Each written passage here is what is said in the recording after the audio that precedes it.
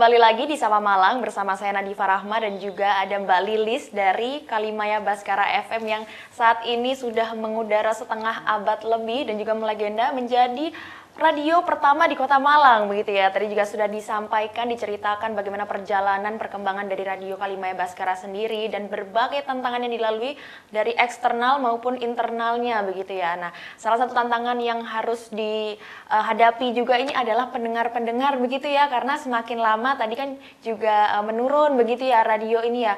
Nah, bagaimana ini dari Kalimaya Baskara ini sendiri karena sudah lama juga ya begitu ya untuk membuat pendengar-pendengar ini tetap setia mendengarkan dari Radio Kalimaya Baskara. Iya betul, jadi begini Mbak Nadifa, kalau radio itu kan sebenarnya kita itu sudah punya namanya format ya, segmentasi pendengar sendiri, dimana kalau Radio Kalimaya Baskara ini memang segmentasi kita adalah radio anak muda, dimana radio anak muda itu masih terbagi kan, ada yang anak muda, yang remaja, anak muda yang dewasa awal kayak gitu ya. Nah kalau Kalimaya ini memang kita radio anak muda yang profesional muda dan muda yang produktif seperti itu. Nah bagaimana sih cara kita untuk mempertahankan gitu ya, istilahnya ini kan ya, radio itu kita harus selalu berinovasi ya, dimana inovasi yang kita lakukan saat ini itu memang harus disesuaikan dengan kebutuhan para pendengar. Jadi Kalimaya Baskara ini kita juga melakukan yang namanya survei Mbak Nadifa, jadi kita nggak melakukan sesuatu itu berdasarkan sukanya Kalimaya itu apa, manajemen maunya apa, itu nggak seperti itu. Tapi kita harus mengembalikan lagi ke pendengar. Pendengar kami itu seperti ini. Kita harus tahu dulu nih pendengar kita itu yang seperti apa. Nah setelah itu kita lakukan survei, mau nggak kita kasih seperti ini, kayak gitu. Nah ketika di survei itu tadi sudah kita temukan gitu ya, keinginan pendengar seperti apa. Nah itulah di situ kita berinovasi. Kalau contoh inovasi saat ini itu ya kita sudah istilahnya masuk ke berbagai macam media streaming kayak gitu ya. Kita juga memperkuat diri di digitalisasi, jadi kita itu harus hadir di setiap platform-platform streaming, di website publisher yang itu memang sudah menjadi medianya anak muda kayak gitu. Jadi inovasi itu harus dilakukan baik secara on air, online-nya maupun secara off air. Jadi kalau di on air-nya ya kita memang sudah membuat semacam program-program on air ini yang kita tujukan untuk sasaran tertentu, sasaran Kalimaya Baskara yaitu anak muda, dimana kalau program on air itu anak muda itu maunya dikasih apa sih kayak gitu ya, anak muda itu butuhnya apa sih. Nah itu kita akan memberikan program on air seperti itu. Nah kalau di online ini kan juga sangat luas, berbagai macam media online tuh banyak banget gitu ya. Jadi ya kita masuk di situ berdasarkan kebutuhan mereka juga. Kita melihat seperti apa sih analisis data pendengar, seperti apa sih analisis followernya Kalimaya Baskara.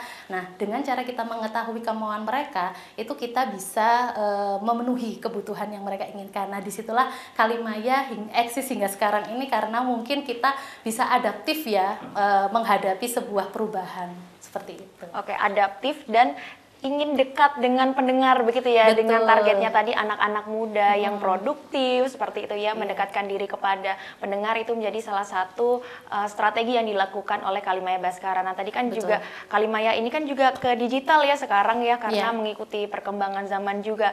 Nah bisa diceritakan Mbak Lilis terkait dengan inovasi apa saja yang dilakukan oleh Kalimaya Baskara untuk menggait juga pendengar-pendengar lama dan juga pendengar-pendengar baru seperti itu, seperti program-program apa yang ada di Kalimaya Baskara sendiri? Iya, jadi kalau inovasi itu memang sudah dilakukan sejak lama Kalimaya Baskara berdiri ya. Contohnya yang tadi ada transisi dari AM ke FM gitu ya Mbak ya. Terus juga kita ada inovasi penyesuaian media yang digunakan. Yang dulunya radio analog, sekarang ini sudah menjadi radio internet seperti itu. Terus juga kita itu melakukan yang namanya siaran simulcast. Jadi simulcast itu siaran itu nggak dilakukan hanya lewat on air, tapi kita juga mengintegrasikan diri, kita transformasi gitu ya, konvergensi media lah istilahnya, di mana siaran on air ini juga bisa dinikmati di siaran live platform media sosial seperti YouTube, di TikTok, di Facebook kayak gitu kan sudah menyediakan macam-macam platform siaran untuk live.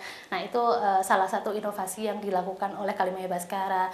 Terus juga kita juga melakukan yang namanya inovasi inventory, di mana model bisnis sekarang ini kan pasti sudah berubah ya Mbak ya. Jadi radio kalau kita hanya menjual on air itu masih kurang gitu, karena kan value add yang didapatkan oleh klien ini masih kurang. Jadi ya udah kita akan menambahkan value add yang lain. Jadi ada monetisasi di bidang digitalnya, itu kita sudah ada website publisher, juga kita sudah merambah ke teknologi digital yang lain seperti YouTube, Facebook, dan juga aplikasi radio kayak gitu Mbak Diva. Oke, banyak sekali ya inovasi yang sudah dilakukan oleh Kalimaya Baskara sendiri, terlebih lagi juga sudah setengah abad lebih ya mengudara.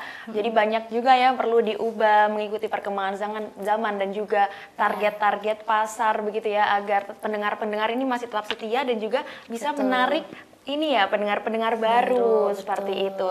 Nah, tadi kan banyak juga inovasi yang sudah dilakukan, apalagi sekarang ini juga perkembangan zaman ini terus berlangsung begitu ya, apalagi nanti setelah ini pun juga akan berubah lagi, memang dinamis begitu ya Mbak Lilis. Nah, nanti kita akan bahas kembali terkait dengan target dari Radio Kalimaya Baskara ke depannya, karena memang transformasi digital ini akan terus berlangsung begitu ya, jadi kita harus tetap beradaptasi, berinovasi agar tetap relate dengan anak-anak muda sekarang begitu ya. Oke, jangan kemana-mana, tetap di Sapa Malang.